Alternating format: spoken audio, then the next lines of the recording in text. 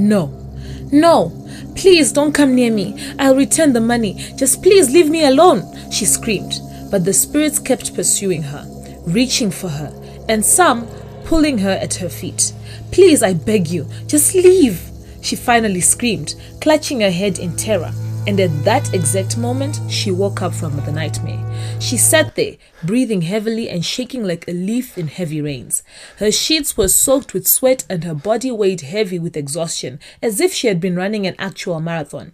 Oh God, what have I done this time? She asked, and was answered by the silence in her little bedroom and the howling wind of that January night. How she got to this point was not much of a wonder to anyone who knew her story, because Araya wasn't born a thief. No, but comparison and envy had turned her into one. Growing up, Araya had always been compared to her sweeter and more peace-loving twin, Alora. Everyone always said how Alora was the more reasonable one, the nicer one, the more obedient one. Even her parents would constantly ask why she wasn't as kind or as patient as Alora. As a child, Araya would ignore these comments, thinking, well, God made us differently, did he not? Is Daddy as rich as any of his siblings? No. Is Mommy as pretty as Auntie Emma? No. So they should let me be. She would then giggle to herself and continue on her way, because through all of this, the twins were as close as two siblings can be. They shared everything. Plus, Alora never thought that she was better than Araya, and so Araya never allowed people's comments to disturb her. But all of this changed recently when Araya's heart got broken, and it was seemingly at the hands of Alora, her own twin sister. You see, ever since they were children, Araya had never told anyone this, but she had secretly developed a crush on their handsome pastor's son, Eric. Eric was sweet, cool, and kind-hearted. Anyone who met him felt that they had met a real pastor's son, with the way he talked so warmly to everyone in their small community church. Well, over the years, Eric, who was now a successful entrepreneur, had really grown into the church's most eligible bachelor. Every time he passed by the young women in church, giggles and blushing would soon follow like chickens scattering when maize hits the ground. But Araya did not let this bother her, because in his warm and kind nature, Eric always seemed extra friendly to Araya. It must be because he wants something to do with me, right? Araya thought. Well, the truth came one cold winter morning when Eric had told her of his intentions to court his sister Alora over the phone. Oh, she is just the woman I've been praying for, Araya. Please, can you help me get close to her? Do you think I'm her type? You are her twin. Surely you must know. And just like that, Araya's world came crashing down like a hut with termites after the first heavy rains. She stared at her phone like a goat watching a passing bus, with her heart dancing kukere in her chest and her eyes wide open like two coconuts placed on a plate. It was not long after that day that Eric started pursuing Alora, and Alora accepted Eric's advances like a child accepting the remaining sweet from her mother. After all, who wouldn't? Eric was everyone's dream guy, and she had not known of her sister's interest in him. The two were soon the church's it couple, and Araya was left there, seething in anger and embarrassment, like porridge forgotten on the fire, bubbling quietly but ready to spill. She had not seen anything though, because 2 months after they started dating, Alora came home and burst through the front door, shouting and dancing, calling everyone into their small living room. Araya, Mommy, Daddy, please, come and see. Eric has finally proposed. Everywhere first blurred for Araya. Proposed, she asked. Isn't this a little too soon? No one paid any attention to her as shouts of yes, hallelujah, thank you Jesus were heard throughout the room. She just stood there frozen, wondering what on earth was going on. Later that night, she repeated the same question to Alora, who explained that because they had known each other from childhood, she was confident in her decision to marry Eric, and Eric was also confident in his decision to marry her. There was nothing more to say. It was Araya's final straw when the following morning, whilst they were having their breakfast, Alora produced a small handwritten letter asking her to be her chief bridesmaid. The letter was written, "Womb mate, I couldn't do this without you. Please, will you do us this honor?" At the bottom was signed Eric and Alora, as if to press more salt into that wound. That was her final breaking point. Her parents nodded in agreement with Alora, and Araya felt trapped. She pasted a smile on her face and accepted the letter with what looked like grace, but was actually quiet resentment. As she tucked that small letter into her pocket, she decided there and then that if she couldn't beat Alora in the romance department, then she would find something that she would beat her in. After all, had Alora not taken her man? The scales needed to be tipped. This wasn't fair. With that seed of envy planted, a plan started forming in her heart on how she would save face and show her sister up. She planned to be so rich, so extravagant by the time of the wedding, such that even though people were clapping for Alora, they wouldn't look at her as the poor twin who had now been left behind. If they were going to compare her with Alora, it would be, well, Alora got married to that rich young man, but at least Araya is a rich aunt herself. And with that, Araya's journey of theft and soft life packaging began. At first, she would sneak a few dollars here, some change there, but soon Araya developed into a certified midnight pickpocket, with first-class honors. Araya stole from her sister, her parents, even Eric when the one time he came to visit their house for some wedding planning. But the worst of it started happening when she offered to handle all Sunday collections for the church building fund. "Let me help you, Pastor. You know I have an accounting degree. I can easily keep track of all our collections and all the monies for the project." The unsuspecting pastor walked right into her trap and handed her the keys to her fake destiny. It did not take long before she started swiping hundreds that soon turned to thousands. But as the good book says, do not be deceived. God is not mocked. As a man sows, so shall he reap. Her luck ran out when Alora announced that when she wanted to hold her wedding, it was supposed to be in the village of Chimanimani. Chimanimani was a beautiful place with lush green forests and flowing streams of cool, refreshing water. The family went off to Chimanimani for Christmas to speak to all their wedding vendors and make all the necessary wedding preparations. And of course, Araya, our thieving chief bridesmaid, was at the forefront of the group. "Wow," Alora remarked. "Isn't that the latest iPhone?" Araya just smirked in the backseat, sipping her cold Coca-Cola, and made no comments as they drove past the rolling hills on their way to Chimanimani.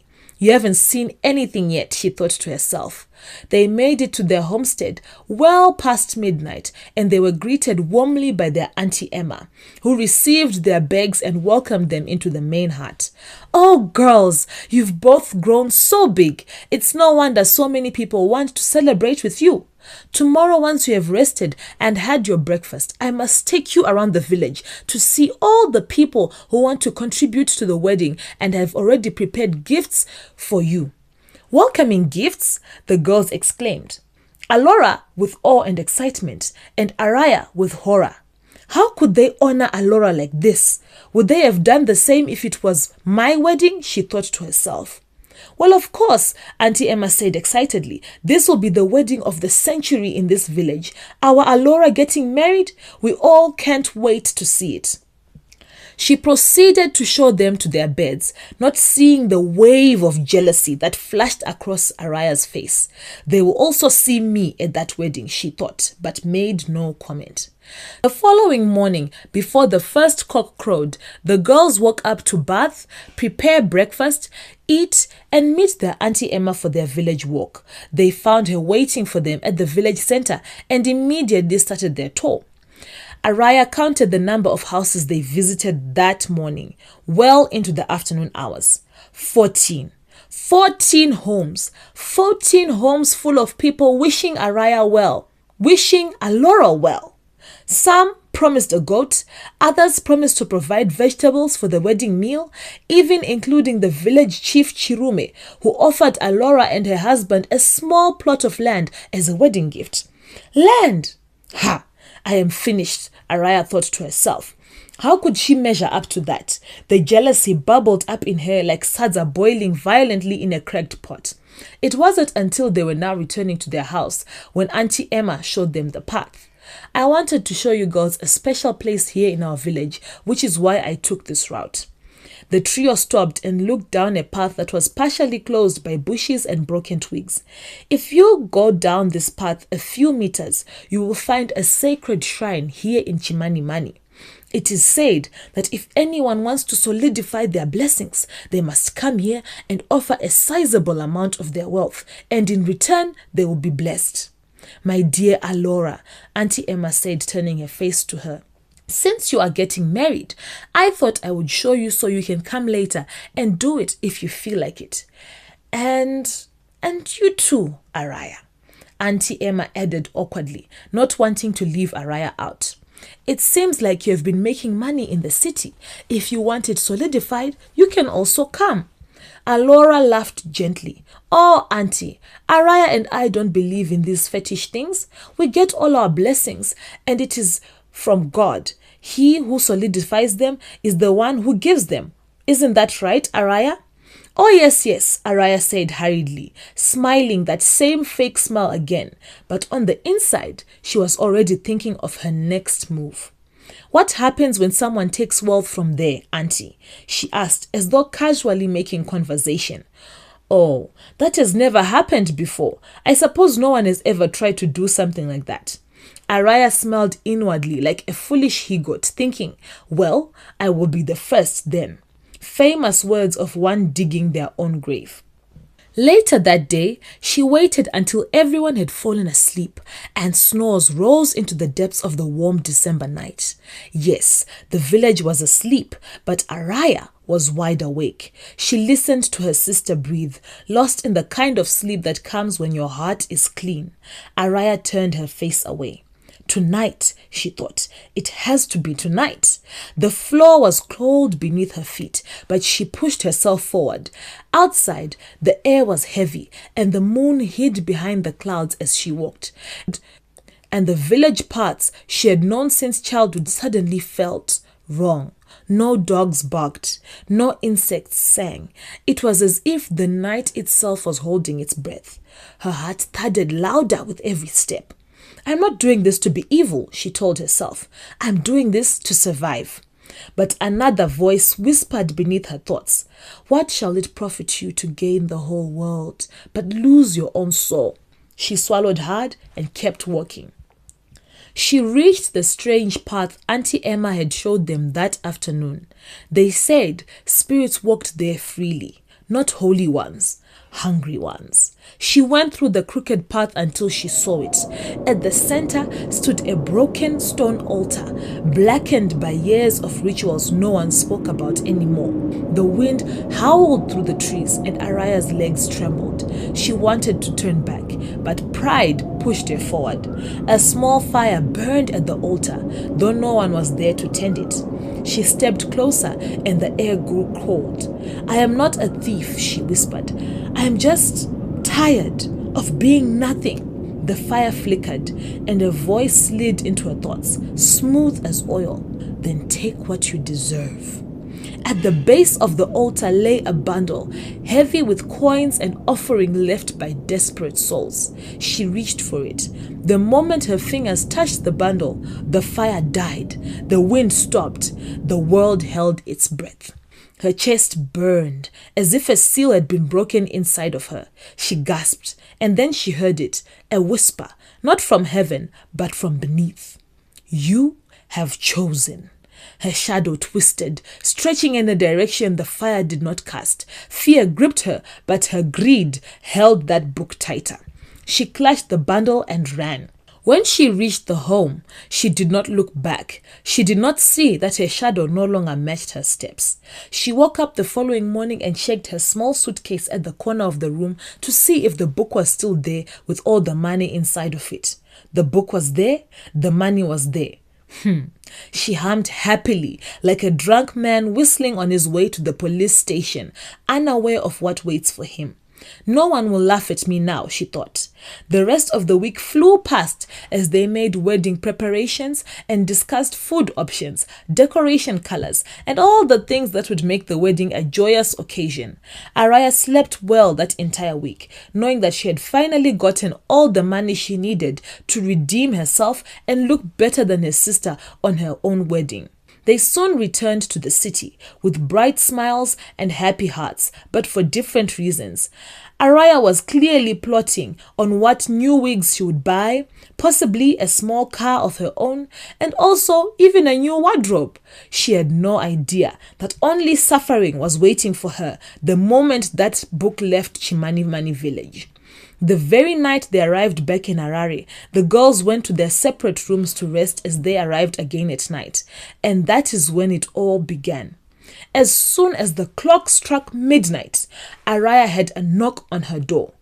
Who could that be? She thought. Why knock on her door at such an ungodly hour? She ignored it and went back to sleep. She heard the knock again. It was louder and more insistent this time. She now got up angrily and went to shout at whoever it was, thinking it was Alora playing a prank on her. The scream that left her mouth when she opened it to find absolutely nothing shook the house. "What is it?" her mother asked, coming out of her bedroom. "Didn't you hear the knocks, Mummy?" "What knocks?" "Look, you must be very tired, Araya. Please, try and get some sleep. You'll feel better in the morning." Araya agreed with her mother, thinking maybe she may have dreamt the knocking and forced her brain to lie to itself. She climbed back into bed and honestly had the worst nightmare of her life. She was back in that forest, being chased endlessly by different ghosts claiming she had taken their money. Hey, people of God, it had finally caught up with Araya the thief. She woke up the following morning, shaken and shaking. But pride would not let her admit that anything was wrong. The same pattern repeated itself for the rest of the week. She would hear the knocks and then have a series of nightmares of watching herself in the woods. The worst one happened on Sunday morning. This time, when she woke up from her nightmares, she opened her eyes and found that old book lying next to her on the bed. She let out a silent scream, not wanting to wake the whole house up. That was it. It was better to face the shame than to continue in this madness.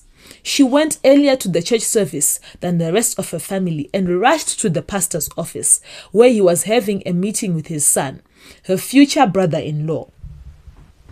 Pastor, please help me. You need to help me. Please, I beg you, I will confess." Araya confessed everything, to the shock and horror of old Pastor Mambo and gentle Eric. Pastor, please, I beg you. You need to help me," she sobbed as Pastor Mambo shook his head at her. Pastor Mambo sighed deeply, the kind of sigh that comes from a shepherd whose sheep has wandered too far into the forest. "Araya," he said slowly, shaking his head. "What were you thinking?" He leaned back in his chair, folded his hands and looked at her with sorrow, not anger. "You have never had to be anything other than who God made you to be. We have never thought any less of you, not once." Araya collapsed onto the floor in front of him, sobbing like a child caught stealing sugar from the kitchen. "I wanted to matter," she cried. "I was tired of being the other twin, the leftover twin, the one that people only remember after they've praised Alora." Eric sat frozen beside his father, his face pale like someone who had just seen a ghost in broad daylight. "Araya," he said softly, "why didn't you just tell us?" She laughed bitterly. "Tell you what? That I loved you too? That I watched you choose my sister like a man choosing ripe mangoes while I stood there like a rotten one on the ground?" Silence filled the room. Pastor Mambo stood up. "My daughter," he said, his voice firm now. "The devil did not give you that money. He only used it to chain you." He opened his Bible and read slowly, deliberately. "The blessings of the Lord make rich and add no sorrow to it." "Tell me," he asked, looking her straight in the eyes, "has that money added peace to your life?" Araya shook her head violently. It follows me, she whispered. It knocks. It chases me. It screams at me in the night. Pastor Mambo nodded. Then it must go back. That afternoon, Pastor Mambo, Eric, and Araya traveled back to Chimanimani. The journey was long and quiet. Araya sat in the back seat, clutching the old book to her chest like a criminal hugging evidence. The hills that once looked beautiful now looked like judges watching her pass. When they reached the forbidden path, the air changed. Even the birds refused to sing. Eric stopped walking. I can't go further, he said. This is your battle. Pastor Mambo nodded. Some altars are broken only by confession and obedience. Araya's legs trembled as she walked alone down that crooked path.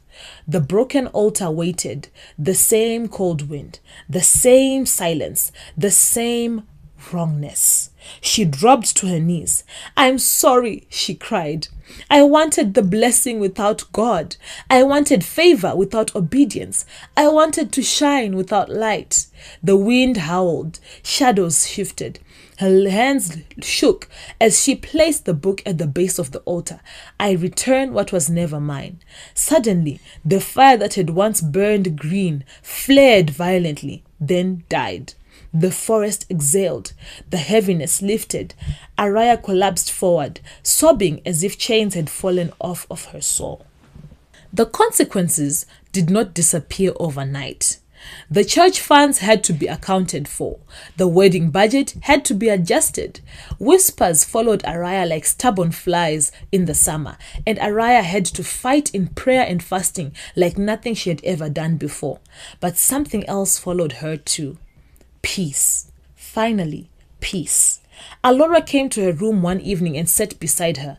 I forgive you, she said simply. Araya broke down completely. From that day, comparisons lost their power because Araya learned what many never do, that envy makes you steal, that stolen glory always demands payment, and that repentance, though painful, always restores more than pride ever could. And so that is the story of a woman who tried to outshine her sister and nearly lost her soul doing it.